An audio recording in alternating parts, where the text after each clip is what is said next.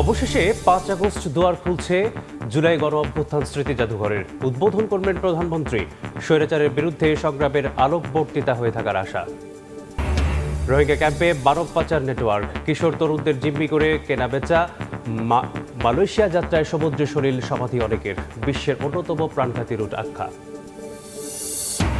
দিনে ১৫ ঘন্টায় অলস পড়ে থাকছে শাহ আমানত বিমানবন্দর। চট্টগ্রামে বিনিয়োগ টানতে আন্তর্জাতিক ফ্লাইট বাড়ানোর দাবি। ব্যবসা বাড়াতে নতুন নতুন রুট চালুর তাগিদ। এবং একদিনে ৬০,০০০ অভিবাসীর ঢলে নজিরবিহীন সংকটে স্পেন। আঞ্চলিক অখণ্ডতার লঙ্ঘন আখ্যা প্রধানমন্ত্রীর। পাসপোর্ট পরীক্ষা চালু করলে ইতালি, সতর্ক ইউরোপের অন্যান্য দেশও।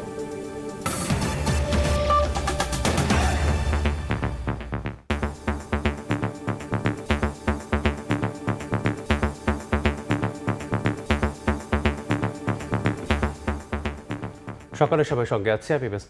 সব অনিশ্চয়তা পাশ কাটিয়ে ৫ আগস্ট উন্মুক্ত হচ্ছে জুলাই গণ অভ্যুত্থান স্মৃতি জাদুঘর। স্বৈরশাসকের অত্যাচার, নির্যাতন আর জনতার প্রতিরোধের দলিল জাদুঘরটি উদ্বোধন করবেন প্রধানমন্ত্রী তারেক রহমান। সংস্কৃতিমন্ত্রী জানান, জুলাই গণ অভ্যুত্থানের প্রকৃত চেতনা ধারণ করেই সাজানো হয়েছে জাদুঘর। ভবিষ্যতে কেউ স্বৈরশাসক হতে চাইলে তাদের জন্য এই জাদুঘর শিক্ষণীয় হবে বলে মনে করেন তিনি। হাসান ওয়ালির প্রতিবেদন। পালিয়ে গেছে, শেখ হাসিনা নাই, শেখ হাসিনা চলে গেছে, শেখ হাসিনা পালায় না। বিনা ভোটে ক্ষমতার মসনদ দখল করে লুটপাট আর বিরোধী মত দমনে খুন গুম নির্যাতনের পাওয়ার হাউস ছিল লাল দেয়ালের গণভবন, যেখানে জেকে বসেছিল ইতিহাসের নিকৃষ্টতম স্বৈরাচার শেখ হাসিনা।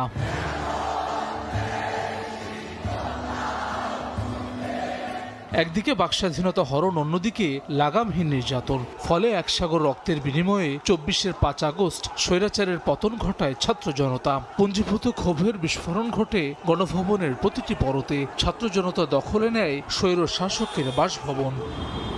বহু মানুষের চোখের পানিতে অভিশপ্ত গণভবনকে জুলাই স্মৃতি জাদুঘর করার সিদ্ধান্ত নেওয়া হয়, যাতে ৫ আগস্টের স্মৃতিচিহ্ন, জুলাই গণ অভ্যুত্থানের দুর্লভ সব দলিল, শহীদ ও আহতদের নানা স্মারক, পোশাক, আন্দোলনের ব্যানার, প্ল্যাকার্ড সহ অন্যান্য সরঞ্জাম সংরক্ষণে উদ্যোগ নেয় অন্তর্বর্তী সরকার। একই সঙ্গে দীর্ঘ ১৭ বছর জুড়ে স্বৈরাচার হয়ে ওঠার আলামত সংরক্ষণ করা হয়েছে এই জাদুঘরে। তবে বেশ কয়েকবার চেষ্টা করেও এটি চালু করতে পারেনি অন্তর্বর্তী সরকার। একই সঙ্গে নির্মাণ ঘিরে নানামুখী দুর্নীতির অভিযোগ উঠতে থাকে। ফলে জাদুঘরের ভবিষ্যৎ নিয়ে অনিশ্চয়তা তৈরি হয় জনমনে। অবশেষে সরে গেছে অনিশ্চয়তার মেঘ। আগামী ৫ আগস্ট জুলাই স্মৃতি জাদুঘর খুলে দেওয়ার ঘোষণা দিয়েছে সরকার। উদ্বোধন করবেন প্রধানমন্ত্রী তারেক রহমান। আগস্ট মাসে ৫ তারিখে এইটা উদ্বোধন হবে।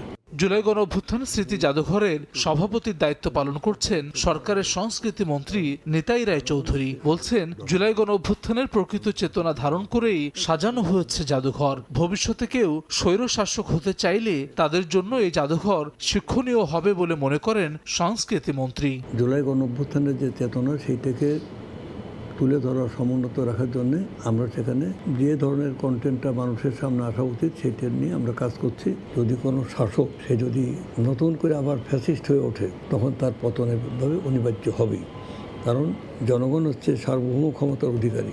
তবে জাদুঘর নির্মাণ ঘিরে দুর্নীতির খবর প্রচারিত হলেও সরকারের কাছে সুনির্দিষ্ট অভিযোগ নেই বলে জানান মন্ত্রী। প্রয়োজনে তদন্ত করার কথা বলেন তিনি। এলিগেশনটা মাস্ট বি ডেফিনিট, সুনির্দিষ্ট হতে হবে।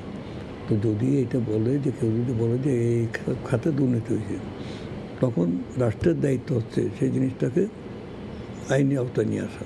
এদিকে সার্বিক প্রস্তুতি শেষ হয়েছে জুলাই গণ অভ্যুত্থান স্মৃতি জাদুঘরের। এখন অপেক্ষা উদ্বোধনের। একসময় যা ছিল ক্ষমতার কেন্দ্রবিন্দু, এখন তা ছাত্র জনতার অভ্যুত্থানের এক জীবন্ত দলিল। ২৪-এর অভ্যুত্থানের আপোষহীন সংগ্রাম, ৩৬ জুলাই জনতার পুঞ্জীভূত ক্ষোভের বিস্ফোরণ এবং গত ১৭ বছর খুন গুম নির্যাতন এবং তা থেকে প্রতিরোধের স্মৃতিচিহ্ন হিসেবে থাকবে এই জুলাই গণ অভ্যুত্থান স্মৃতি জাদুঘর। ফলে এটি শুধুমাত্র একটি ভবন কিংবা জাদুঘরে নয়, বরং লাখো কণ্ঠের প্রতিরোধের এক জীবন্ত স্মারক। হাসান ওয়ালি, সময় সংবাদ, ঢাকা। জুলাইয়ের দিনলিপির খবর।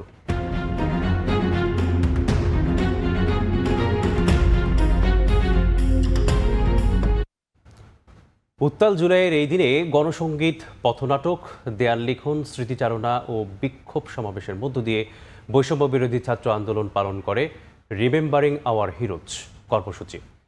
৩২ জুলাই দুপুরে বৈষম্য বিরোধী ছাত্র আন্দোলনের ৬ সমন্বয়ককে ছেড়ে দেয় গোয়েন্দা পুলিশ।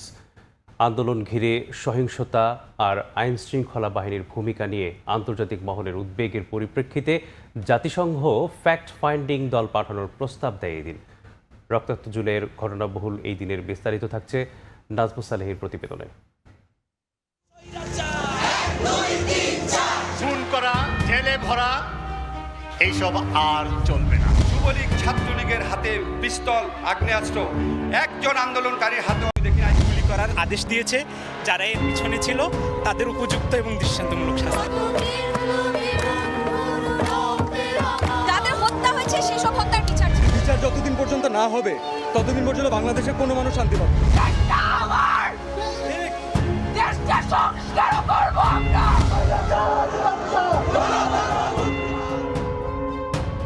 ক্যালেন্ডারের পাতায় দিনটি ছিল ১ আগস্ট, কিন্তু স্বজন হারানো, মামলা, হামলা, বুলেট, টিয়ারশেল আর গ্রেফতারে নাজেহাল জনমানুষের কাছে তখনও শেষ হয়নি রক্তাক্ত জুলাই। শিক্ষার্থীদের দাবির সঙ্গে তখন এক কাতারে গোটা দেশ। এ যেন এক অন্য বাংলাদেশ, যার দিকে পুরো পৃথিবী অবাক তাকিয়ে রয়। ছাত্র জনতা এদিনের নাম দেয় ৩২ জুলাই। কমপ্লিট শাটডাউন, বিক্ষোভ কিংবা প্রতিরোধ নয়, এদিন দেয়া হয় খানিকটা সফট কর্মসূচি। সিদ্ধান্ত হয় ১ মাসে খুন হওয়া শহীদদের স্মরণ করে বিশেষ ধরনের কর্মসূচির রিমেম্বারিং আওয়ার হিরোজ ঘোষণা করেন সমন্বয়ক রিফাত রশিদ। আমরা একটা মাইন্ড গেমের প্ল্যান করেছিলাম। আমরা ইন্টারনালি, যেহেতু আমরা ততদিনের ভিতরে আমাদের সারা বাংলাদেশের নেটওয়ার্কটা পেয়ে গিয়েছি, আমরা সবাইকে বলেছিলাম যে আমরা মাঠের মধ্যে এই জোরালো কর্মসূচি দিব, কিন্তু আমরা কর্মসূচি আকারে দিয়েছিলাম একটা সফট প্রোগ্রাম। এবং এই প্রোগ্রামের ইন্টেনশনটা ছিল যাতে করে শিল্পী বা সাহিত্যিক, সাংস্কৃতিক কর্মী, যদি আমরা এক শব্দে বলতে চাই, তাদেরকে আবার মাঠে নিয়ে আসা।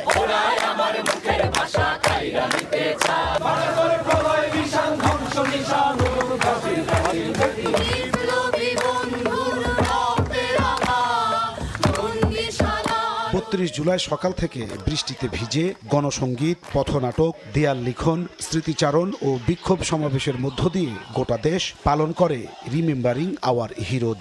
সমাবেশ করেন অভিনয় শিল্পী ও কলাকুশলীরাও, তাদেরও বাধা দেয় পুলিশ। আমার যেটা কাজ ছিল সেই কাজ হচ্ছে প্রতিনিয়ত মানুষকে মনে করায় দেয় স্বৈরাচারের পতন চাই। কিছু সিনিয়র অভিনেতা ছিলেন যারা আসলে মন থেকেই, আমার কাছে মনে হয়েছে, মন থেকেই আসলে রাস্তায় নেমেছিলেন, যারা আসলে চেয়েছেন যে হাসিনার পতন ঘটুক এবং স্বৈরাচারের পতন ঘটুক, গণহত্যাকারীর পতন ঘটুক। এদিন তড়িঘড়ি করে সন্ধ্যায় গণভবনে ১৪ দলের বৈঠক আহ্বান করে শেখ হাসিনা। সভায় শরিকদের সম্মতিতে বাংলাদেশ জামায়াত ইসলামী ও ছাত্র শিবিরকে নিষিদ্ধের সিদ্ধান্ত নেওয়া হয়। সে সময়ের শিবিরের সেক্রেটারি জেনারেল বলছেন, এমন সিদ্ধান্ত তাদের উজ্জীবিত করেছিল আরও। আমাদেরকে যতটা না বিচলিত করেছিল তার চেয়ে তত বেশি আমরা প্রেরণা পেয়েছিলাম, এবং আমাদের কাছে মনে হচ্ছে যে হাসিনা তার জীবনের সবচেয়ে ভুল সিদ্ধান্ত এটাই নিচ্ছে, এবং এটাই তার মানে পতনের জন্য ব্যাকগ্রাউন্ডগুলো, এটা এসে একটা বড় ধাক্কা, বড় একটা শক্তি সংযোগ করবে। ৩২ জুলাই ডিবি কার্যালয় থেকে ছেড়ে দেওয়া হয় ৬ সমন্বয়ককে। ২৪-এর এই দিনে শেখ হাসিনা আবারও আন্তর্জাতিকভাবে তদন্ত করে আন্দোলনে জড়িতদের বের করা হবে বলে হুঁশিয়ারি দেন। জুলাইয়ের উত্তাল দিনগুলোতে ছাত্রদের আন্দোলনে সংহতি জানিয়ে দেশের বিভিন্ন শ্রেণী পেশার মানুষ প্রতিদিনই নামছিল রাজপথে। বাকি ছিল দেশের শিল্পী সমাজ। আগস্টের ১ তারিখ ফার্মগেট এলাকায় নেমে আসেন দেশের বিখ্যাত শিল্পী এবং নির্মাতারা। ফলে ফ্যাসিবাদ বিরোধী আন্দোলন নতুন করে গতি পায়। নাজমুস সালেহী, সময় সংবাদ, ঢাকা।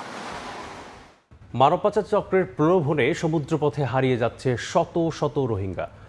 প্রথমে মিয়ানমারের চামেলিতে বিক্রি, এরপর মুক্তিপণের নামে লাখ লাখ টাকা আদায়, আর সর্বশেষ তুলে দেয়া হয় মালয়েশিয়াগামী মৃত্যুফাত ট্রলারে। এভাবেই মানব পাচারের পুরো নিয়ন্ত্রণ ক্যাম্পের দালালদের হাতে। UNHCR বলছে এটি বিশ্বের অন্যতম প্রাণঘাতী সমুদ্রপথ। মোহাম্মদ ফারাজের ক্যামেরায় বিস্তারিত জানাচ্ছেন সুজাউদ্দিন রুবেল। কক্সবাজারের রোহিঙ্গা ক্যাম্পে এখন অপেক্ষা শুধু স্বজন ফিরে আসার। কারো চোখে সন্তান হারানোর ভয়, কারো হাতে দালালদের পাঠানো ভয়েস মেসেজ। 15 বছর বয়সী এনায়েতুল্লাহকে খেলতে যাওয়ার কথা বলে তাকে নিয়ে যাওয়া হয় টেকনাফে, কিন্তু আর ফিরে আসেনি কিশোর এনায়েত। হাকিমপাড়া এলাকার সলিম নামের এক ব্যক্তি কৌশলে তাকে দালালদের হাতে তুলে দিয়েছে অভিযোগ পরিবারের। বাংলাদেশের তো যে হওয়াই আর হওয়ারে মানে বিক্রি করছে, ধরে নিয়ে অপহরণ করিয়া নেই,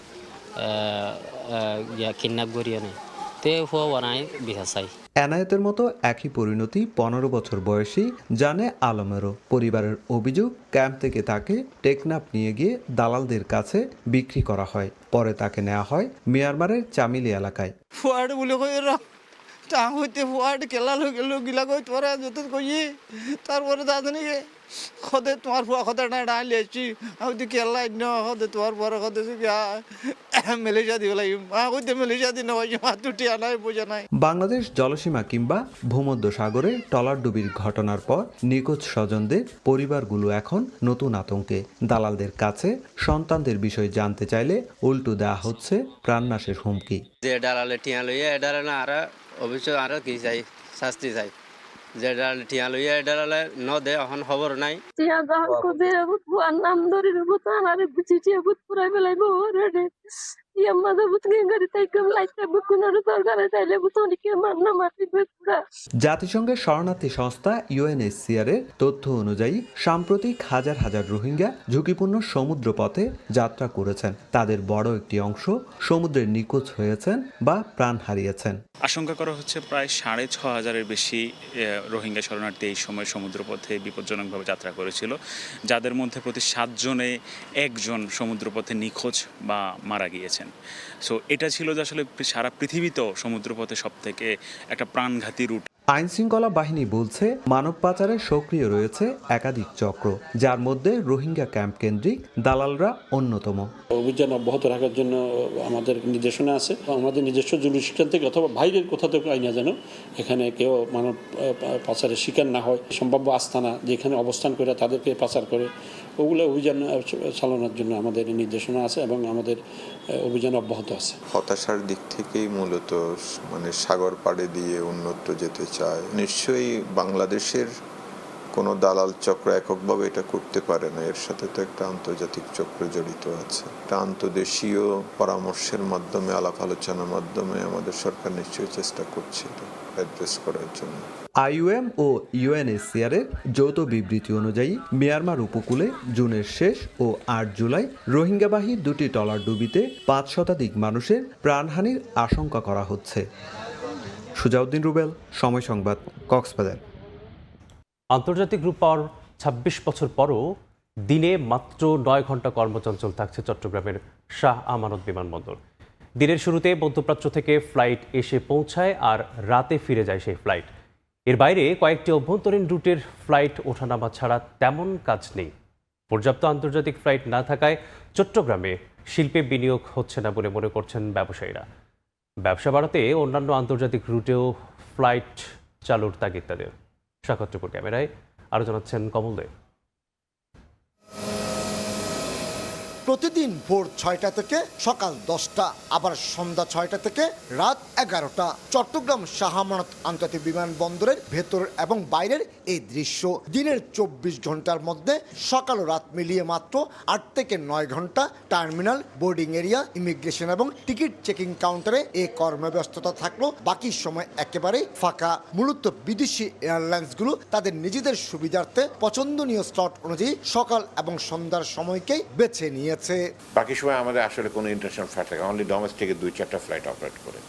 সো আমাদের এয়ারপোর্ট কিন্তু রেডি, এই যে ফাঁকা সময় অন্তত বর্তমান যে পরিমাণ ইন্টারন্যাশনাল ফ্লাইট অপারেট করে তার থেকে বেশি আমরা আরও অ্যাকোমোডেট করতে পারি। স্বাধীনতা পরবর্তী অভ্যন্তরীণ ফ্লাইট ওঠানামা এবং 2000 সালে আন্তর্জাতিক বিমানবন্দর হিসেবে স্বীকৃতি পেয়েছিল চট্টগ্রাম শাহ আমানত বিমানবন্দর। প্রথম দিকে বেশ কটি বিদেশি এয়ারলাইন্স চট্টগ্রাম থেকে ফ্লাইট পরিচালনা করলেও কাঙ্ক্ষিত যাত্রী না পায় পর্যায়ক্রমে সেগুলো বন্ধ হয়ে গেছে। বর্তমানে চট্টগ্রাম শাহ আমানত বিমানবন্দর থেকে ইন্টারন্যাশনাল ফ্লাইট বলতে ওমানের মাস্কাট, সৌদি আরবের জেদ্দা ও মদিনা, আরব আমিরাতের দুবাই, শারজা, আবুধাবি রুটে বিমান আসা যাওয়া করছে। যেসব এয়ারলাইন্স চট্টগ্রাম থেকে ফ্লাইট শুরু করেছিল ওরা কিন্তু প্যাসেঞ্জার পাচ্ছে না। এখন প্যাসেঞ্জার কিন্তু এরকম একটা জিনিসটা, আপনার সুইচ টিপ দিলেন কালকে বেড়ে গেল, এরকম জিনিসটা। এখানে ভিসার ব্যাপার আছে, এখানে ফ্রিকোয়েন্সির ব্যাপার আছে, এখানে অনেক কিছু ব্যাপার আছে। দেশীয় এয়ারলাইন্স হিসেবে পরিচিত বাংলাদেশ বিমান, ইউএস বাংলা এবং নভো এয়ার ছাড়াও বিদেশি budget airlines Oman air, fly Dubai, air Arabia, air extra, সালাম এয়ার ফ্লাইট পরিচালনা করছে চট্টগ্রাম শাহ আমানত বিমানবন্দরে। প্রতি মাসে গড়ে 1332 এবং আন্তর্জাতিক ফ্লাইট পরিচালনার মাধ্যমে উভয় গন্তব্যের যাত্রী পরিবহন হয় অন্তত 1.5 লাখ। পর্যাপ্ত আন্তর্জাতিক ফ্লাইট না থাকায় চট্টগ্রামে শিল্পের বিনিয়োগ হচ্ছে না বলে অভিযোগ চেম্বার সভাপতির। চিরং এয়ারপোর্ট 24 ঘন্টা খোলা রাখা দরকার এবং চিরং এয়ারপোর্টে ট্যারিফটাকে 50% করা দরকার। কেন? আপনার তাহলে মোর বিজনেস উইল বি কামিং। আপনি মোর বিজনেস আসা মানে চিরং উইল বি মোর এলিউডিং। চিরং অনেকগুলি হোটেল হবে, ইন্ডাস্ট্রি হবে, সব কিছু হবে। শুধুমাত্র মধ্যপ্রাচ্যগামী ফ্লাইট নয়, ব্যবসায়িক সুবিধার্থে অন্যান্য আন্তর্জাতিক রুটও চট্টগ্রাম থেকে ফ্লাইট চালুর কোনো বিকল্প দেখছেন না ব্যবসায়ী নেতারা। অবশ্য বিশেষ প্রয়োজন ছাড়া রাত 12টার পর বন্ধ হয়ে যায় চট্টগ্রাম শাহ আমানত বিমানবন্দরের রানওয়ে। চট্টগ্রাম বিমানবন্দরকে অ্যাক্টিভ করার জন্য সরকারের উদ্যোগ নেওয়া উচিত। এখানে প্রয়োজন হলে বিভিন্ন আন্তর্জাতিক যে এয়ারলাইনগুলো আছে সেগুলিকে বিভিন্ন সুযোগ সুবিধা দিয়ে এখানে আকৃষ্ট করে পরবর্তীতে এদিকে আমরা এখানে পার্মানেন্টলি এখানে তাদের বিমান পরিচালনা করার জন্য আমরা করতে পারি। 2025 সালের পুরো বছরে 8,124টি আন্তর্জাতিক ফ্লাইটে 9,99,733 জন এবং 11,039টি অভ্যন্তরীণ ফ্লাইটে 6,68,288 জন যাত্রী পরিবহন করেছিল চট্টগ্রাম শাহ আমানত বিমানবন্দর। এতে রাজস্ব আয় হয়েছিল 200 কোটি টাকার বেশি। ঢাকার হযরত শাহজালাল বিমানবন্দরের বিকল্প হয়ে ওঠার পাশাপাশি এই অঞ্চলের বিমান পরিচালনায় হাব হয়ে ওঠার যথেষ্ট সম্ভাবনা রয়েছে এই শাহ আমানত বিমানবন্দরের, কিন্তু নানামুখী জটিলতা হয়ে উঠছে না। এক্ষেত্রে প্রয়োজন সরকারের যথাযথ পরিকল্পনা, এমনটি বলছেন ব্যবসায়ী নেতারা। চট্টগ্রাম শাহ আমানত বিমানবন্দর থেকে কমল দে, সময় সংবাদ। ছাগলনাইয়ায় ফেনী নদীর তীরে সরকারিভাবে জব্দ করা প্রায় 2.25 লাখ ঘনফুট বালু চুরি হয়েছে, যার বাজার মূল্য প্রায় 68 লাখ টাকা। এ ঘটনায় চোরাই বালু বোঝাই 5টি ট্রাক জব্দ করেছে পুলিশ। গ্রেপ্তার করা হয়েছে একজনকে। বীর হোসেন রাসেলের ছবিতে আতিয়ার সচলের রিপোর্ট। ফেনীর ছাগলনাইয়া উপজেলার ফেনী নদী থেকে বালু উত্তোলন নিয়ে দীর্ঘদিন ধরে একাধিক গ্রুপের মধ্যে দ্বন্দ্ব চলছিল। পরিস্থিতি নিয়ন্ত্রণে শুভপুর ইউনিয়নের জয়পুর এলাকার অবৈধভাবে তোলা সব বালু জব্দ করে প্রশাসন। আদালতের নির্দেশে বালুর পরিমাপ করেন উপজেলা প্রশাসন। গত 18 ফেব্রুয়ারির প্রতিবেদনে 170টি স্তূপে মোট 38,98,697 ঘনফুট বালু থাকার তথ্য দেয়া হয়। আদালতের নির্দেশে পরিমাণ পুনর্যাচাই করতে গিয়ে ধরা পড়ে বড় ধরনের গড়মিল। দ্বিতীয় দফার হিসেব অনুযায়ী স্তূপগুলো থেকে 2,23,830 ঘনফুট বালু কম পাওয়া যায়, যার বাজার মূল্য আনুমানিক প্রায় 67,15,000 টাকা। এ ঘটনায় মামলা করেছেন ছাগলনাইয়া থানার উপপরিদর্শক পঙ্কজ দাস। পরে অভিযান চালিয়ে চোরাই বালু বোঝাই 5টি ট্রাক জব্দ করেছে পুলিশ। জব্দকৃত এ সকল বালু এখান থেকে দিনে দিনে বিক্রি করে দিয়েছে অবৈধ বালু উত্তোলনকারীরা। যদিও এই ঘটনায় বালি বহনকারী চালক গ্রেপ্তার হয়েছে, ধরাছোঁয়ার বাইরে রয়ে গেছে মূল হোতারা। স্থানীয়রা বলছে সে সকল পর্দার আড়ালের মূল হোতারা যদি গ্রেপ্তার না হয়, আইনের আওতায় না আসে, তাহলে তাদের এই দৌরাত্ম্য কোনোভাবেই থামানো যাবে না। শুনছি কনে কনে নিয়ে যার প্রশাসন এটাকে জব্দ করে এবং কিছুদিন পর থেকে আমরা আবার দেখতে পাচ্ছিলাম যে বালুগুলো আবার উদা হওয়া শুরু হয়েছে। তো এটার দায় অবশ্যই, যেহেতু রাজনৈতিক বা যারা দায়িত্বে আছে তারা সহ অবশ্যই প্রশাসনকে দায় নিতে হবে। অস্ত্রের মহড়া বন্ধ হোক, এই বালু লুটপাট বন্ধ হোক, এবং হচ্ছে যে এই যারা আইন শৃঙ্খলা অবনতি ঘটাচ্ছে তাদেরকে আইনের আওতায় নিয়ে আসা হোক। কয়েক কোটি টাকার বালু এখান থেকে জব্দকৃত বালু এখান থেকে সরানো হয়েছে, তাহলে নিশ্চিতভাবেই আমরা বলতে পারি কেউই এখানে দায় তারা এড়াতে পারে না। এ ঘটনায় আরো কঠোর অবস্থান নেওয়ার কথা জানায় পুলিশ।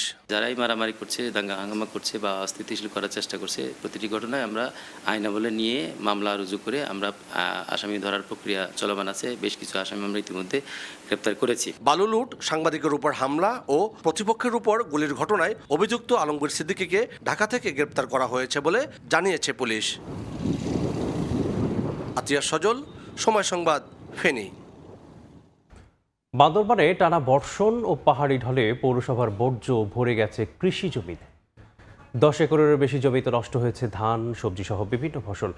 ময়লা জমে চাষাবাদেরও অনুপযোগী হয়ে পড়েছে জমি। ক্ষতিগ্রস্ত কৃষকদের ক্ষতিপূরণ দেওয়ার পাশাপাশি জমি থেকে বর্জ্য অপসারণের আশ্বাস দিয়েছে পৌরসভা। বিস্তারিত জানাচ্ছেন এনে জাকির। প্লাস্টিক, পলিথিন সহ নানা ধরনের বিষাক্ত বর্জ্যে ভরে গেছে ফসলি জমি। বন্যার পানিতে ভেসে এসেছে পৌরসভার এসব বর্জ্য। বান্দরবান জেলা সদরের লেমুঝিরি সহ বিভিন্ন এলাকার প্রায় 10 একরের বেশি আবাদি জমি ভরে গেছে নানা ধরনের বিষাক্ত বর্জ্যে। এতে নষ্ট হয়েছে ধান, সবজি সহ বিভিন্ন মৌসুমি ফসল। চাষেরও অনুপযোগী হয়ে পড়েছে এসব জমি। ক্ষতিগ্রস্ত কৃষকদের অভিযোগ, অপরিকল্পিতভাবে রাস্তার পাশে বর্জ্য অপসারণের ফলে এ অবস্থা হয়েছে। এতে একদিকে ফসল নষ্ট হয়েছে, অন্যদিকে হ্রাস পাচ্ছে জমির উর্বরতা। নদীতে মিশে দূষিত হয় নদীর পানিও। এতে দিশেহারা কৃষকেরা। প্লাস্টিক, ইঞ্জেকশনের সিরিজ, বিভিন্ন রকমের ময়লা আবর্জনা এখানে ভরে গেছে। জমিন টুকুন সব শেষ হয়ে গেছে, ওদিকে ময়লা এসে এখানে আমি জমিন করতে পারতেছি না। গোসল করতে নদীতে পারি না, ওইটা সব ময়লা চুলকায়। কাজ কাম করতে পারে না, গন্ধে মানে মানুষ অসুস্থ হয়ে যায় এই জায়গায়। এদিকে কৃষি জমি থেকে পৌরসভার বর্জ্য অপসারণের পাশাপাশি ক্ষতিপূরণের কথা জানান পৌরসভার নির্বাহী প্রকৌশলী। এটা যেহেতু পৌরসভার বাইরে, ইউনিয়নের মেম্বারকে সহ আসতে বলছেন, উনি সহ যারা ক্ষতিগ্রস্ত কি করা যায়, কিভাবে সহযোগিতা করা যায়, এটাই আমরা পদক্ষেপ নেব। টানা বর্ষণ ও পাহাড়ি ঢলে সাম্প্রতিক বন্যায় বান্দরবানে 2104 হেক্টর ফসলি জমি ক্ষতিগ্রস্ত হয়েছে। এনএ জাকির, সময় সংবাদ, বান্দরবান। কুমিল্লা শহরের টমসন ব্রিজ থেকে কোটবাড়ি পর্যন্ত প্রায় 5 কিলোমিটার সড়ক যেন দুর্ভোগের প্রতীক।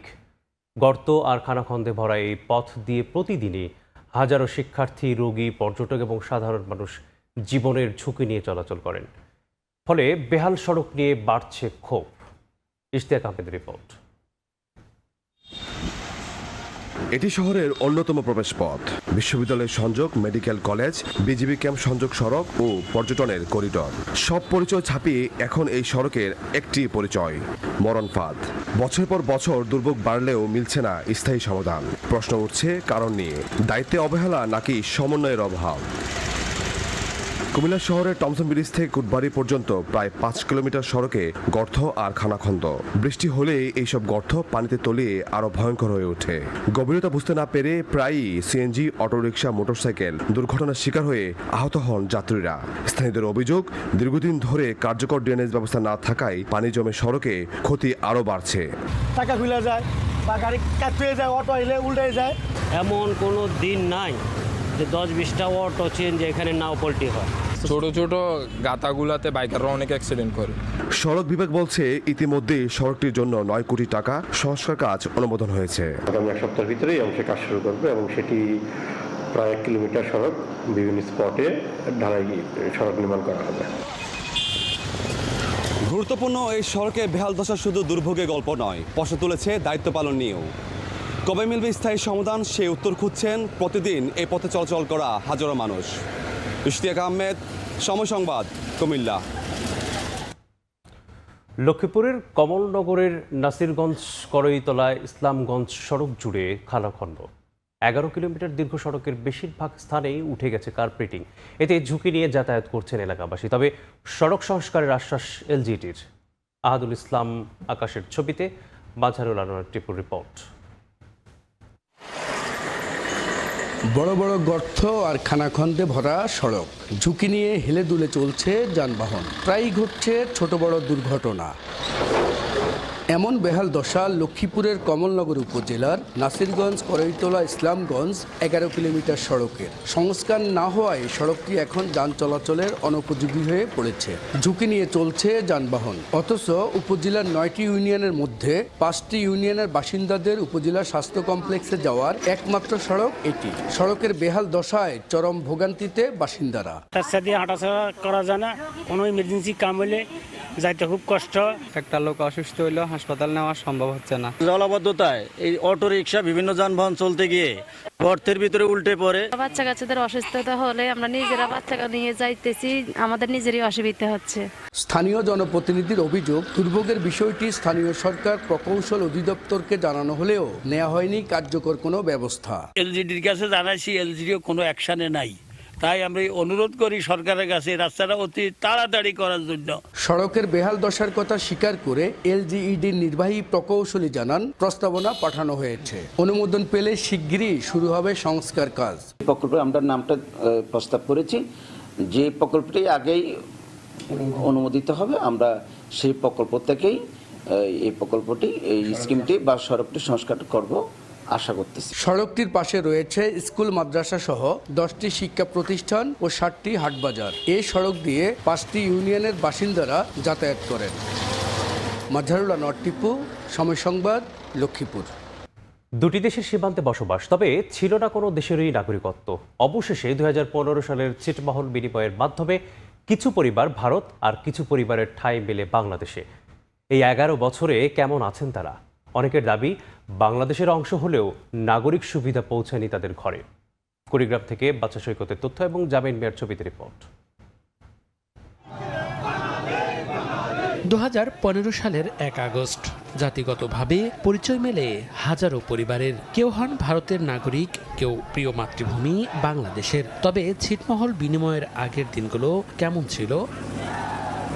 কুড়িগ্রামের ফুলবাড়ী উপজেলার দাসিয়ারছড়া গ্রামের প্রতিটি মানুষই ছিল ছিটমহলের আওতাধীন। এখানে ভারতের নাগরিকরা বসবাস করায় কোনো দেশেই মিলত না ন্যূনতম সুবিধা। এতে যুগের পর যুগ কৃষি নির্ভরতায় বন্দি জীবন কাটায় সেখানকার মানুষ। ছিটমহল বিনিময়ের পর ভারত পায় 7,110 একর জমি ও প্রায় 14,000 মানুষ। অন্যদিকে বাংলাদেশ পায় 17,258 একর জমি ও প্রায় 40,000 মানুষ। এর মধ্যে 6.65 বর্গ কিলোমিটার আয়তনের দাসিয়ারছড়ায় বসবাস করছেন প্রায় 7,000 মানুষ। সিটটা বাংলাদেশ হওয়ার পর আমরা এখন বাইরে বের হইতে পাইতেছি, মানে আমরাও বাকি মানুষ যেরকম সুযোগ সুবিধা পাচ্ছে আমরাও ওটাই পাইতেছি। সিট বিনিময়ের পর এখন এখানে 3টে প্রাইমারি হয়েছে এবং হাই স্কুল হয়েছে 4টে আর কলেজ হয়েছে 2টে। 2015 সালের 31 জুলাই মধ্যরাতে মুক্তি মেলে তাদের। এরপর একাংশ আসে বাংলাদেশে আর আরেকটি অংশ যায় ভারতে। ছিটমহলের বাসিন্দাদের দাবি, জীবনমান উন্নয়নে নানা পদক্ষেপ এলেও ভাগ্য বদলায়নি তাদের।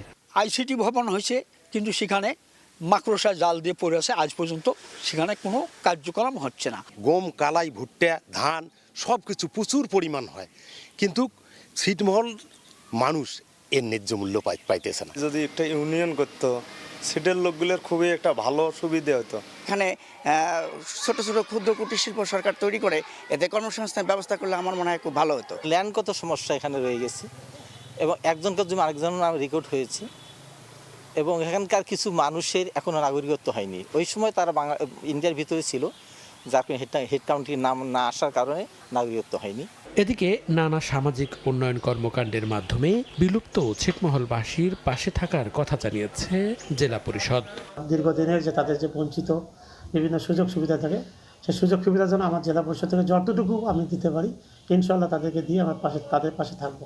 বাংলাদেশের অভ্যন্তরে থাকা 111টি বিলুপ্ত ছিটমহলের মধ্যে কুড়িগ্রামে রয়েছে 12টি। সময় সংবাদ, কুড়িগ্রাম। শিক্ষক সংকটে ব্যাহত রাঙামাটি জেলার সরকারি প্রাথমিক বিদ্যালয়ের শিক্ষা কার্যক্রম। অনেক বিদ্যালয়ে চলছে 2 থেকে 3 জন শিক্ষক দিয়ে। আইনি জটিলতা কেটে যাওয়ায় অংশীজনদের মতামতের ভিত্তিতে শিক্ষক নিয়োগের কথা ভাবছেন সংশ্লিষ্টরা। হেফাজত সবুজের তথ্য এবং রাজীব দাস মোন্নার ছবিতে রিপোর্ট। কোমলমতি শিশুদের উপস্থিতিতে মুখর শ্রেণীকক্ষ, তবে পর্যাপ্ত শিক্ষক না থাকায় ব্যাহত হচ্ছে পাঠদান। রাঙামাটির বিভিন্ন প্রাথমিক বিদ্যালয়ে নেই পর্যাপ্ত শিক্ষক। সবশেষ 2020 সাল পর্যন্ত প্রার্থীদের আবেদনের বয়স 40 নির্ধারণ করা হয়। নিয়োগের ক্ষেত্রে 33% বাঙালি ও 67% পাহাড়ি অনুপাতে সহকারী শিক্ষক নিয়োগ দেওয়া হয়েছিল। পরে বিভিন্ন জটিলতায় বন্ধ হয়ে যায় শিক্ষক নিয়োগ। বর্তমানে পড়াশোনা বিঘ্নিত হওয়ায় ভবিষ্যতে সুনাগরিক ও জাতি গঠনে চিন্তিত শিক্ষক ও অভিভাবকরা। বিগত সময়ে এই পাহাড়ের যে বৈষম্যটা করা হচ্ছে, সেই বৈষম্যকে স্পষ্টভাবেই এই ব্যাখ্যার মাধ্যমে কিন্তু উঠে আসছে। নতুন যে প্রজ্ঞাপন হয়েছে আমরা সেই ধারাবাহিকতায় আমরা নতুন নিয়োগ প্রক্রিয়া দেখতে চাই। পার্বত্য চট্টগ্রাম এবং তথা রাঙামাটিতে বেকারত্ব হ্রাস করার ক্ষেত্রে যত দ্রুত সম্ভব স্বচ্ছতার সহিত যাতে শিক্ষক নিয়োগ সহ সবগুলো নিয়োগ বাস্তবায়ন করা যায়। পূর্বের নিয়োগে যে পদ্ধতি অনুসরণ করা হতো তা সঠিক ছিল না বলে মত সরকারি কৌশলীর। মেধা ভিত্তিতে নিয়োগ দিতে হবে। সুপ্রিম কোর্টের আদেশে কোটা নির্ধারিত হয়েছে, তার বাইরে কোনো প্রকার কোটা নির্ধারণের কোনো আইনি সুযোগ নেই। শিক্ষক সংকটের পরও পাঠদান কার্যক্রম সচল রয়েছে বলছেন জেলা প্রাথমিক শিক্ষা কর্মকর্তা। আর আইনি জটিলতা কেটে গেলে অংশীজনদের মতামতের ভিত্তিতে শিক্ষক নিয়োগের কথা জানান জেলা পরিষদ চেয়ারম্যান। জেলা পরিষদ কমিটি এবং মন্ত্রণালয়ের সদস্য আছেন, আঞ্চলিক পরিষদ সদস্য আছেন, সবাই মিলে আমরা একটা মিটিং করবো। মিটিংয়ের পরে একটা চূড়ান্ত আমরা সিদ্ধান্ত দেবো। সর্বতভাবে আমাদের পূর্ণ জনশক্তি বা জনবল পদায়ন হলে কাজের গতি আরো বৃদ্ধি পাবে। জেলা প্রাথমিক শিক্ষা অফিসের তথ্য মতে রাঙ্গামাটিতে 760টি প্রাথমিক বিদ্যালয়ের 4039টি পদের বিপরীতে 1074টি পদ শূন্য রয়েছে। সময় সংবাদ, রাঙ্গামাটি। পার্বত্য জেলা বান্দরবনে কমছে না হামের প্রকোপ। জেলার আলীকদম ও লামা উপজেলার পর এবার রুবা উপজেলায় ছড়িয়েছে হামের প্রকোপ। শুধু জুলাই মাসে মারা গেছে 7 শিশু। বান্দরবান থেকে এনে জাকিরের রিপোর্ট। শয্যা সংকটে হাসপাতালের মেঝেতে চিকিৎসা নিচ্ছে হামে আক্রান্ত শিশুরা। শুধু জুলাই মাসে মারা গেছে 7 শিশু। আশঙ্কাজনক হারে হামের প্রকোপ বাড়ায় উদ্বিগ্ন পার্বত্য অঞ্চলের মানুষ। বান্দরবানে কমছে না হামের প্রকোপ। উপজেলা সদর ছাড়াও সীমান্তবর্তী গালেঙ্গা ও পাইন্দু ইউনিয়নের মৃগকুমি অধ্যুষিত বিভিন্ন দুর্গম পাড়াগুলোতে দ্রুত ছড়িয়ে পড়ছে এই সংক্রামক রোগ। জ্বর, সর্দি, কাশি ও শরীরে ফুসকুড়ি নিয়ে প্রতিদিন হাসপাতালে ভর্তি হচ্ছে শিশুরা। তবে যোগাযোগ ব্যবস্থা দুর্গম হওয়ায় আক্রান্ত হওয়ার পরও অনেকেই অবস্থান করছে বাড়িতে।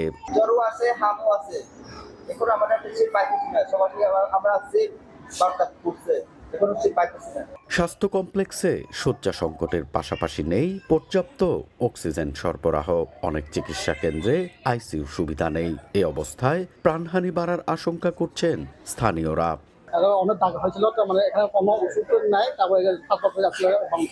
দুর্গম এলাকায় পরিস্থিতি নিয়ন্ত্রণে আনতে মেডিকেল টিমের মাধ্যমে চিকিৎসা দেওয়ার কথা জানায় মেডিকেল অফিসার। জেলা স্বাস্থ্য বিভাগের থেকে আমাদের সিভিল সার্জন কার্যালয় থেকে পর্যাপ্ত মেডিকেল টিম সহ আমাদের সহায়ক সেনাবাহিনী সহ ওনারাও তৎপর আছেন এবং তারা যে জায়গাগুলোতে হামের কেস বাড়ছে ওই এলাকাগুলোতে তারা পরিদর্শন করে তারা টিকা কার্যক্রমের আওতায় আনার জন্য তারা বিভিন্ন কর্মসূচি হাতে নিয়েছেন। হামে আক্রান্ত হয়ে রুমা ও বান্দরবান সদর হাসপাতালে ভর্তি রয়েছে 50 জনের বেশি রোগী। এনএ জাকির, সময় সংবাদ, বান্দরবান। বছরের পর বছর বন্ধ এক্স-রে, আল্ট্রাসনোগ্রাফি এবং অপারেশন থিয়েটার। এই চিত্র নোয়াখালীর হাতিয়া উপজেলার স্বাস্থ্য কমপ্লেক্সের। প্রয়োজনীয় লোকবলের অভাবে ব্যাহত হচ্ছে চিকিৎসা সেবা। এতে চরম ভোগান্তিতে রোগীরা। সাইফুল্লাহ কামরুলের পাঠানো তথ্য এবং মোহাম্মদ ইয়াসিনের তোলা ছবিতে রিপোর্ট। চিকিৎসা সেবা দিতে আনা যন্ত্রপাতির ওপর জমেছে ধুলাবালু। জনবল সহ নানা সংকটে ধুকে ধুকে চলছে নোয়াখালীর বিচ্ছিন্ন দ্বীপ হাতিয়া উপজেলার স্বাস্থ্য কমপ্লেক্স। 1995 সালে নির্মিত হাতিয়া উপজেলা স্বাস্থ্য কমপ্লেক্সটি 2008 সালে 50 শয্যায় উন্নীত করা হয়। দেশের মূল ভূখণ্ড থেকে বিচ্ছিন্ন হওয়ায় স্বাস্থ্যসেবার জন্য এটি একমাত্র ভরসা হাতিয়াবাসীর। কিন্তু প্রতিষ্ঠার 30 বছর পার হলেও নানা সমস্যায় জর্জরিত হাসপাতালটি। প্রতিদিন 120 থেকে 150 রোগী ভর্তি থাকলেও হাসপাতালের পক্ষ থেকে খাবার ও ওষুধ বরাদ্দ থাকে মাত্র 50 জনের। এছাড়া স্বাস্থ্য কমপ্লেক্সটিতে 121টি পদের বিপরীতে জনবল রয়েছে 67 জন। এতে সেবা বঞ্চিত রোগীরা। আমি কালকে সকালে ভর্তি হয়েছি, ওরা শুধু একটা স্যালাইন দিয়েছে আর সকালে একটা ইনজেকশন দিয়ে গেছে, আর সবগুলো ওষুধ আমি কিনে নিয়েছি। আমার মেনে নিয়ে ভর্তি হয়েছে, ওরা বলছে আর 3 দিন পরে খাবার দিবে, এখন খাবেন না খাবার। এখানে একটা টেকনিশিয়ান প্রয়োজন, এটা না করে জিনিসগুলো পড়ে রয়েছে। যেভাবে পরিবেশ দরকার ছিল কিন্তু ওইভাবে পরিবেশ এখানে নাই। প্রয়োজনীয় জনবল ও বরাদ্দ বাড়ানোর জন্য সরকারের কাছে দাবি জানিয়েছে হাসপাতাল কর্তৃপক্ষ। 50 জনের বেশি খাবার আমরা এখানে দেওয়ার কোনো নিয়ম নাই। আমাদের 50 জনের খাবার দিতে হয়। হয়তো অনেক সময় আমাদের রোগীদের কাছ থেকে কমপ্লেন আসে যে আমরা ওষুধ পাই না, খাবার পাই না, কিন্তু আমার সম্পূর্ণ বরাদ্দ 50 বেডের জন্য আসে। বঙ্গোপসাগর আর মেঘনার মোহনায় জেগে ওঠা 2100 বর্গ কিলোমিটার আয়তনের বিচ্ছিন্ন দ্বীপ উপজেলা হাতিয়ায় প্রায় 7.5 লাখ মানুষের বসবাস। সময় সংবাদ, নোয়াখালী। দেখছেন সকালের সময়। দেশের বাইরের খবর। স্পেনের ছিটমহল সেউতায় পৌঁছানোর চেষ্টায় অন্তত 57 অভিবাসীর মৃত্যু হয়েছে। মরক্কো থেকে প্রায় 60,000 মানুষের প্রবেশে শহর জুড়ে তৈরি হয়েছে নজিরবিহীন সংকট। যদিও মাদ্রিদের দাবি বেশিরভাগ অবৈধ প্রবেশকারী মরক্কো ফিরে গেছে। এদিকে মার্কিন প্রেসিডেন্ট ডোনাল্ড ট্রাম্পের দাবি স্পেন সরকারের দুর্বল আইন ও ব্যর্থ অভিবাসন নীতির কারণেই এই সংকট দেখা দিয়েছে। স্পেনের উত্তর আফ্রিকান ছিটমহল সেউতায় অভিবাসীদের নজিরবিহীন ঢল বড় ধরনের মানবিক ও রাজনৈতিক সংকটে রূপ নিয়েছে। মাত্র একদিনে মরক্কো থেকে প্রায় 60,000 মানুষ সীমান্ত অতিক্রমের চেষ্টা করলে অর্ধশতাধিক মানুষের মৃত্যু হয়। অধিকাংশই সাগরে ডুবে কিংবা সীমান্তের ব্রেকওয়াটার পার হওয়ার সময় পদদলিত হয়ে প্রাণ হারিয়েছেন। 85,000 জনসংখ্যার ছোট্ট শহরটি কয়েক অচল হয়ে পড়ে।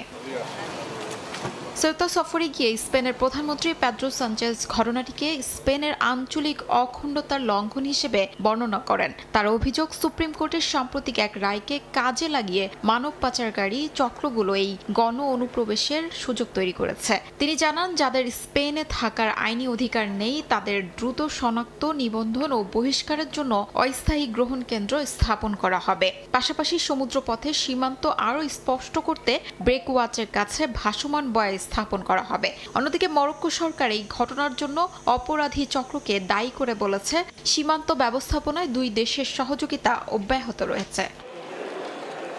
এদিকে ঘটনাটি ইউরোপীয় ইউনিয়নে কূটনৈতিক উত্তেজনা সৃষ্টি করেছে। ইতালি সরকার স্পেনকে সাময়িকভাবে সেনজেন অঞ্চল থেকে স্থগিত করার আহ্বান জানালে মাদ্রিদ তীব্র প্রতিক্রিয়া জানায় এবং ইতালির রাষ্ট্রদূতকে তলব করে। সীমান্তরক্ষী বাহিনীর কর্মকর্তারা বলছেন, আশ্রয় কেন্দ্রের সংকটে হাজারো মানুষ, বিশেষ করে অভিভাবকহীন শিশুরা পার্ক ও ফুটপাতে রাত কাটাতে বাধ্য হয়েছে। তাদের ভাষায়, সেউতার পরিস্থিতি এখনো এক গভীর মানবিক সংকটে পরিণত হয়েছে। অন্যদিকে মার্কিন প্রেসিডেন্ট ডোনাল্ড ট্রাম্প বলেছেন, স্পেনে যা ঘটেছে তা যেন একটি দেশের উপর আক্রমণের মতো। এ সময় স্পেনের প্রধানমন্ত্রী পেদ্রো সানচেজের নেতৃত্বাধীন বামপন্থী সরকারের কঠোর সমালোচনা করেন ট্রাম্প। তার দাবি, দুর্বল আইন ও ব্যর্থ অভিবাসন নীতির কারণে স্পেনে এই সংকট পড়েছে। তিনি সতর্ক করে বলেন, মধ্যবর্তী নির্বাচনে রিপাবলিকানরা জয়ী না হলে যুক্তরাষ্ট্র ও স্পেনের মতো অভিবাসী ঢল নামতে পারে। শিউলি রোসা, সময় সংবাদ। সেউতা অভিবাসী সংকটের জেরে স্পেন থেকে আকাশ ও সমুদ্রপথে ইতালিতে প্রবেশকারীদের জন্য আবারও চালু হয়েছে পাসপোর্ট পরীক্ষা। নিরাপত্তার যুক্তি দিলেও এতে অবৈধ অভিবাসন ঠেকানো সম্ভব নয় বলে মনে করছেন অনেক ইতালীয়। বিশেষজ্ঞদের আশঙ্কা, এই সিদ্ধান্তে সেনজেন অঞ্চলে অবাধ চলাচল ব্যবস্থার উপরও নতুন চাপ তৈরি হবে। সেউতা অভিবাসী সংকটের প্রভাব এবার পড়েছে ইউরোপের অবাধ চলাচল ব্যবস্থায়। স্পেন থেকে আকাশ ও সমুদ্রপথে ইতালিতে প্রবেশকারীদের জন্য 1 মাসের জন্য আবারও পাসপোর্ট পরীক্ষা চালু করেছে রোম। সেনজেন অঞ্চলের সাময়িক এই নিয়ন্ত্রণ নিয়ে ইউরোপ জুড়ে শুরু হয়েছে নতুন বিতর্ক। ইতালি বলছে, নিরাপত্তা ঝুঁকি বিবেচনায় এই পদক্ষেপ নেওয়া হয়েছে। একই সঙ্গে ফ্রান্স সীমান্তেও নজরদারি বাড়ানো হয়েছে। 1985 সালের 14 জুন স্বাক্ষরিত সেনজেন চুক্তির মাধ্যমে ইউরোপের দেশগুলোর মধ্যে অবাধ চলাচলের ব্যবস্থা চালু হয়। বর্তমানে 29টি দেশের কোটি কোটি মানুষ এই সুবিধা ভোগ করছেন। যদিও নিরাপত্তা বা অভিবাসন সংকটের কারণে অতীতেও কয়েকবার সাময়িকভাবে সীমান্ত নিয়ন্ত্রণ ফিরিয়ে এনেছে বিভিন্ন দেশ।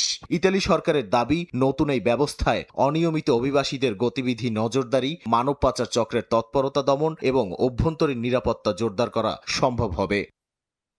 তবে এই সিদ্ধান্ত নিয়ে প্রশ্ন তুলছেন সাধারণ ইতালীয়রাও। দেশটিতে বসবাসরত বাংলাদেশিরাও বলছেন, সীমান্ত নিয়ন্ত্রণের এই সিদ্ধান্তের প্রভাব পড়তে পারে দেশটির অর্থনীতি, পর্যটন ও চলাচলের ওপর। বিশেষজ্ঞদের মতে 1 মাসের জন্য ঘোষণা করা হলেও নিরাপত্তা পরিস্থিতির অজুহাতে এই ব্যবস্থা আরও দীর্ঘায়িত হতে পারে। তাই সেনজেন অঞ্চলের অবাধ চলাচল নীতি আবারও বড় পরীক্ষার মুখে পড়তে যাচ্ছে বলেই মনে করছেন অনেকে।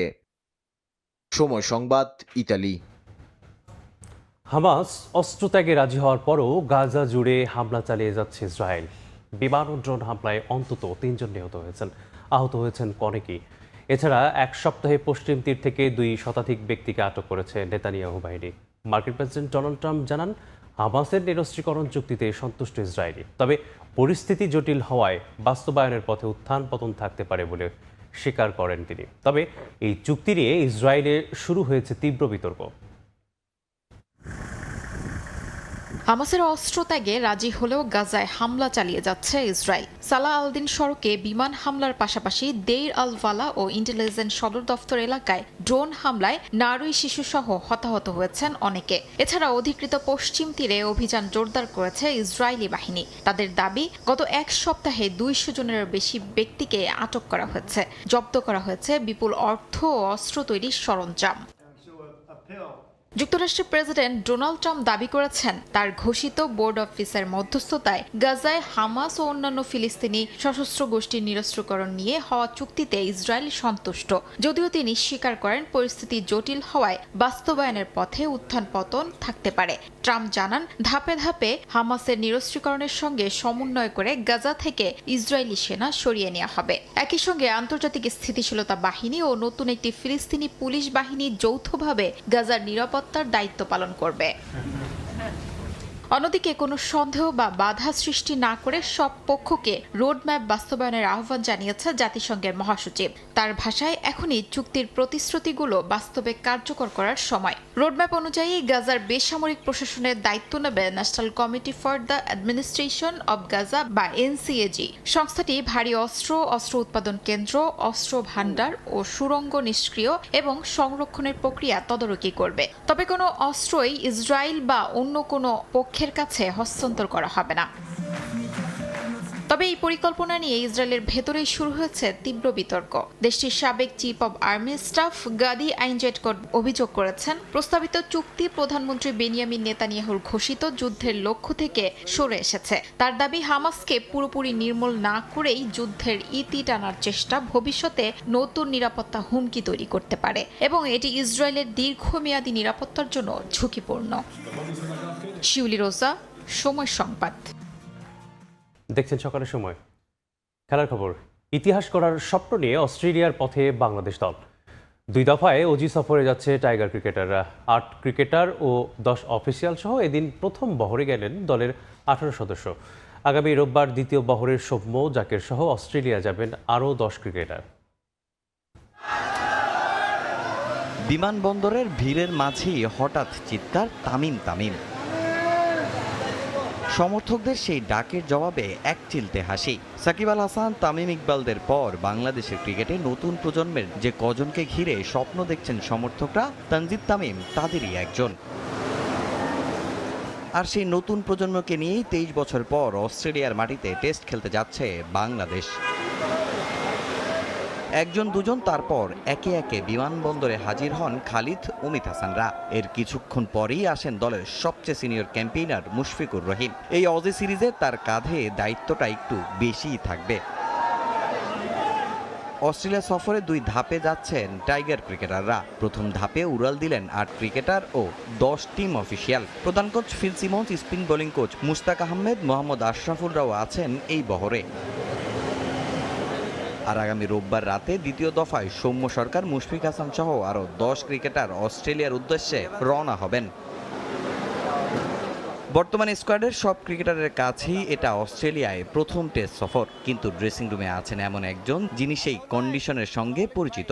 বাংলাদেশের হয়ে অস্ট্রেলিয়ার মাটিতে টেস্ট খেলার অভিজ্ঞতা আছে ব্যাটিং কোচ মোহাম্মদ আশরাফুলের। অসুস্থ ছেলেকে রেখে জাতীয় দলের দায়িত্বে উড়াল দিয়েছেন তিনিও। তরুণ ব্যাটারদের জন্য তার অভিজ্ঞতা, পরামর্শ এই সফরে হয়ে উঠতে পারে বড় শক্তি। তবে শুরুতেই ধাক্কা খেয়েছে বাংলাদেশ। ইনজুরির কারণে পরিকল্পনা বদলাতে হয়েছে টিম ম্যানেজমেন্টকে। কয়েকজন গুরুত্বপূর্ণ ক্রিকেটারকে ছাড়াই শুরু হবে সিরিজ। অন্যদিকে পূর্ণ শক্তির দল নিয়ে মাঠে নামবে স্বাগতিক অস্ট্রেলিয়া। নিজেদের কন্ডিশনে বিশ্ব ক্রিকেটের অন্যতম সেরা দলের বিপক্ষে অপেক্ষা করছে টাইগারদের জন্য কঠিন এক পরীক্ষা। আগামী 13ই আগস্ট ডারউইনে শুরু হবে প্রথম টেস্ট। এর আগে সেখানে 3 দিনের একটি প্রস্তুতি ম্যাচ খেলবে টাইগাররা। 23 বছর পর টেস্ট খেলতে অস্ট্রেলিয়া সফরে যাচ্ছে বাংলাদেশ। স্বপ্ন আছে, চ্যালেঞ্জও অনেক বেশি।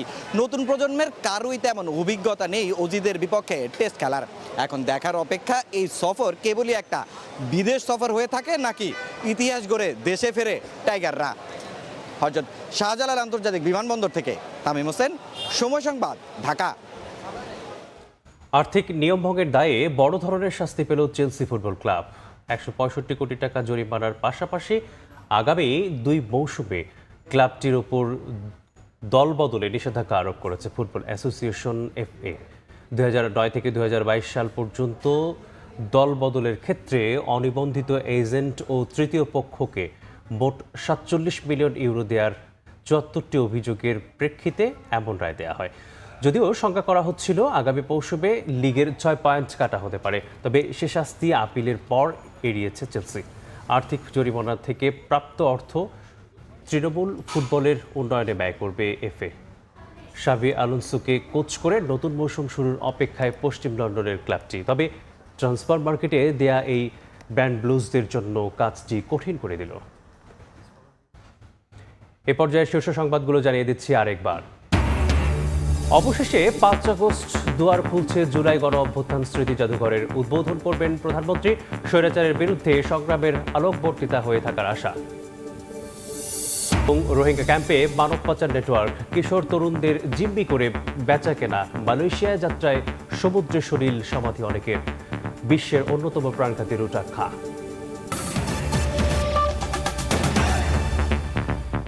এই ছিল সকালের সময়। এরপর আন্তর্জাতিক সময়ের সঙ্গে থাকবেন মাহাদি ইসলাম ধ্রুব। মেজবা, আপনাকে ধন্যবাদ। আন্তর্জাতিক সময় নিয়ে আসছে কিছুক্ষণ পর, সঙ্গেই থাকুন সময়।